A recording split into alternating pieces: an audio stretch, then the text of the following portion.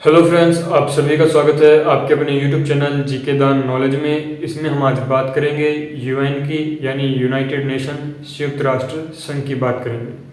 इसमें हम देखते हैं कि इसकी जो स्थापना कब हुई थी, इसकी सदस्यता किस प्रकार प्राप्त की जा सकती है, क्या क्या शर्तें हैं, इन सभी के बारे में हम देखेंगे। तो जो हमारा टॉपिक आज का वो है यूएन, यानी कि संयुक्त राष्ट्र संघ, संयुक्त राष्ट्र संघ। जो संयुक्त राष्ट्र संघ है, इसकी जो स्थापना हुई थी, वो 24 अक्टूबर 1945 को हुई थी। 24 अक्टूबर 1945 को संयुक्त राष्ट्र संघ की स्थापना हुई थी। सबसे पहले तो मैं पता होना चाहिए कि इसकी स्थापना हुई क्यों थी। ये हुई इसलिए थी क्योंकि जो द्वितीय विश्व युद्ध हुआ था उसके कारण हुई थी। जो सेकेंड वर्ल्ड वार हुआ था, जो सेकेंड वर्ल्ड वार हुआ था उसके कारण इस संगठन की स्थापना की गई थी। और ये सेकेंड वर्ल्ड वार हुआ था 1939 से 1945 के बीच में। और 1945 को जब ये समाप्त हुआ, और ये समाप्त हुआ था हिरोशिमा और नागासाकी पर, जब अमेरिका ने बम गिराए थे, परमाणु न्यूक्लियर जो एटॉमिक जो बम्स गिराए गए थे, न्यूक्लियर बम, उसके पश्चात ये जो सेकेंड वर्ल्ड वार जो है समाप्त हुआ था। जब ये सेकेंड वर्ल्ड वार हुआ था तो इसको रोकने के लिए, इसको जब पता चला कि हमारे देश में, जो देश का विश्व में जो अशांति फैल चुकी है, जिससे जनहानि और मानहानि काफ़ी हुई है, उसके चलते हुए, उसको मद्देनज़र रखते हुए संयुक्त राष्ट्र संघ की जो स्थापना की गई थी 24 अक्टूबर 1945 को। जो सेकेंड वर्ल्ड वार हुआ था वो धुरी राष्ट्र और मित्र राष्ट्रों के बीच में हुआ था। मित्र राष्ट्र और धुरी राष्ट्र के बीच में, धुरी राष्ट्र, इनके बीच में युद्ध हुआ था। अगर बात करें मित्र और धुरी राष्ट्रों की तो कौन कौन सी हैं, तो मित्र राष्ट्रों में आते हैं अमेरिका, फ्रांस, रूस, ब्रिटेन, ये जो है मित्र राष्ट्रों में आते हैं। बात करते हैं धुरी राष्ट्रों की, तो धुरी राष्ट्रों में आते हैं जापान, जर्मनी, इटली, ये जो है धुरी राष्ट्रों में आते हैं। कई बार एग्जाम में पूछा जाता है कि धुरी राष्ट्रों में निम्न में से धुरी राष्ट्रों का सदस्य कौन सा है, या फिर मित्र राष्ट्र का सदस्य कौन सा है, सेकेंड वर्ल्ड वार कब हुआ था, यानी किन के बीच में हुआ था। जब ये सेकेंड वर्ल्ड वार हुआ मित्र राष्ट्र और धुरी राष्ट्रों के बीच में, तब देश में जो है काफ़ी सारी जनहानि और मानहानि हुई थी। इसको आगे भविष्य में ऐसी घटना फिर से न घटे, ताकि ये घटना न घटे, इसलिए जो है संयुक्त राष्ट्र संघ की जो है स्थापना की गई थी 24 अक्टूबर 1945 को। ये 24 अक्टूबर 1945 को जो राष्ट्र संघ की जो स्थापना की गई थी, उस समय 51 सदस्य थे इसकी। उस समय 51 सदस्य राष्ट्र थे, 51 सदस्य राष्ट्र। लेकिन वर्तमान की अगर हम बात करते हैं, वर्तमान में इसके 193 सदस्य राष्ट्र हैं। 193, 51 थे जब इसकी स्थापना हुई, और वर्तमान की अगर हम बात करें तो 193 सदस्य राष्ट्र हैं। और ये जो स्थापना हुई थी, ये काफ़ी सारे सम्मेलन, काफ़ी सारी घोषणाओं के बाद हुई थी। जैसे तेहरान सम्मेलन हुआ, 1943 में तेहरान सम्मेलन हुआ। याल्टा सम्मेलन 1945 में हुआ। फिर आया सान फ्रांसिस्को सम्मेलन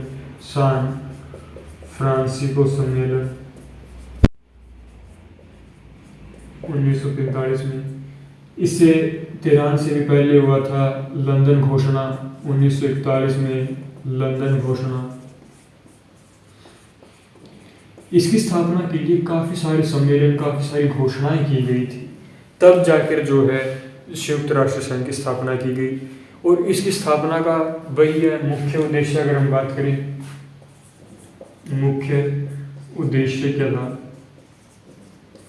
मुख्य उद्देश्य यही था सबसे पहले कि अंतर्राष्ट्रीय स्तर पर जो है, अंतर्राष्ट्रीय स्तर पर शांति व सुरक्षा को स्थापित करना, शांति व सुरक्षा स्थापित करना।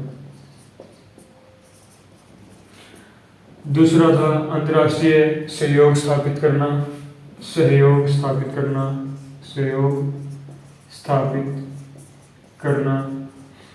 इसी प्रकार और भी जो निशस्त्रीकरण पर बल दिया गया, भाईचारे को बढ़ावा दिया गया, ये जो इसके मुख्य उद्देश्य थे।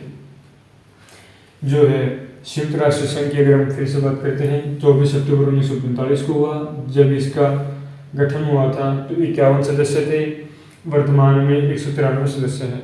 इसका गठन होने का कारण था द्वितीय विश्व युद्ध, जो 1939 और 45 को हुआ था, मित्र राष्ट्रों और धुरी राष्ट्रों के मध्य हुआ था।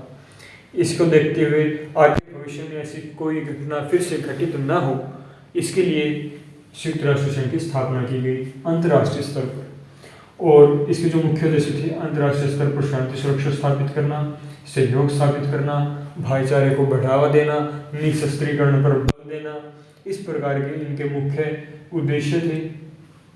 और इनके उद्देश्यों को पूरा करना सभी राष्ट्रों की जिम्मेवारी थी, ताकि विश्व में फिर से कोई युद्ध जैसी घटना घटित न हो, ताकि जनहानि और मानहानि से बचा जा सके। जब ये उद्देश्य जो है सभी को फॉलो करने कंपलसरी हुए, उसके पश्चात बात करते हैं इसकी सदस्यता की। सदस्यता इस प्रकार मिलती है संयुक्त राष्ट्र संघ की। क्या क्या इसकी शर्तें हैं, एक बार इसको नोट डाउन कर लीजिए, फिर आगे चलते हैं। किसी को कोई डाउट हो तो पूछ सकते हैं।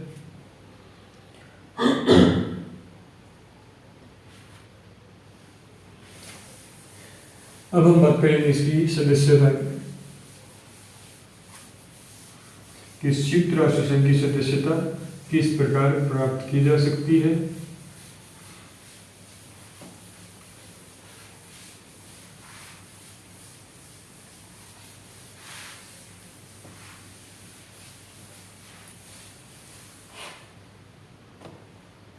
सदस्यता, यूएन की सदस्यता,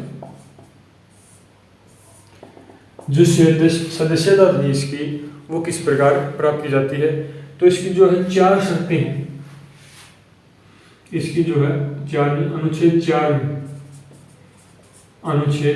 4 में इसकी शर्तों का वर्णन किया गया है कि कौन सा सदस्य राष्ट्र जो है इसका सदस्य बन सकता है। उसका वर्णन चार्टर के अनुच्छेद 4 में किया गया है। यानी अनुच्छेद 4 में शर्तों का वर्णन किया गया है कि शर्तें क्या क्या होंगी। तो जो शर्तें होंगी वो होंगी, सबसे पहले तो कि वह संप्रभुता संपन्न राज्य हो। संप्रभुता संपन्न राज्य हो। संप्रभुता संपन्न राज्य हो मतलब कि उसके खुद के निर्णय हो, खुद से निर्णय ले रहा हो, उसको किसी राज्य के अधीन ना हो, संप्रभु हो। तो संप्रभुता संपन्न राज्य हो, पहली शर्त। दूसरी एक और शर्त है कि वह शांति प्रिय राज्य हो। शांति प्रिय राज्य हो मतलब वो किसी प्रकार की अहिंसा ना करता हो, शांति प्रिय राज्य हो, तभी उसको सदस्यता प्राप्त हो सकती है। ये इसकी कंडीशंस हैं। तीसरी कंडीशन क्या है कि जो संयुक्त राष्ट्र का जो चार्टर है,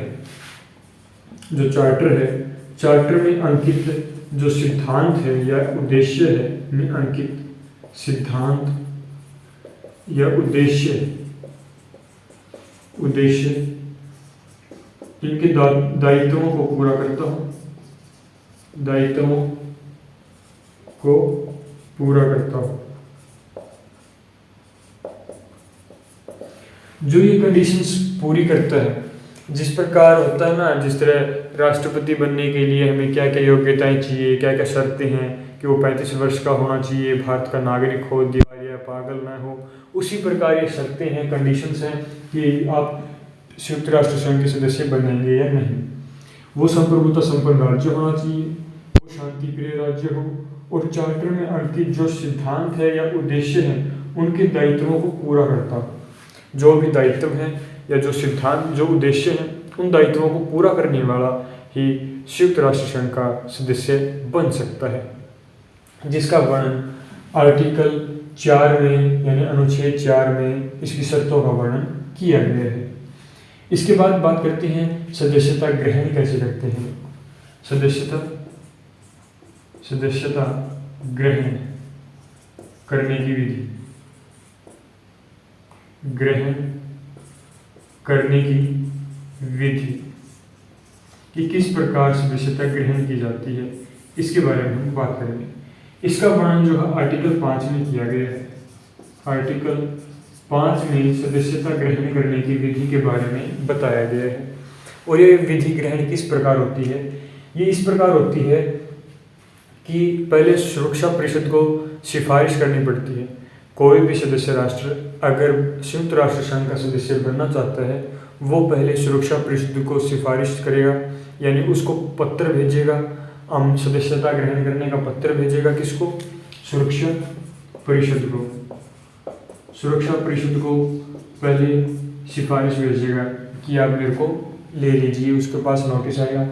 अब जब सुरक्षा परिषद के पास नोटिस आएगा तो वह अपने 15 में से 9 सदस्यों को जो है, उनमें से 9 सदस्य होंगे कि उनको दे दिया जाए या नहीं।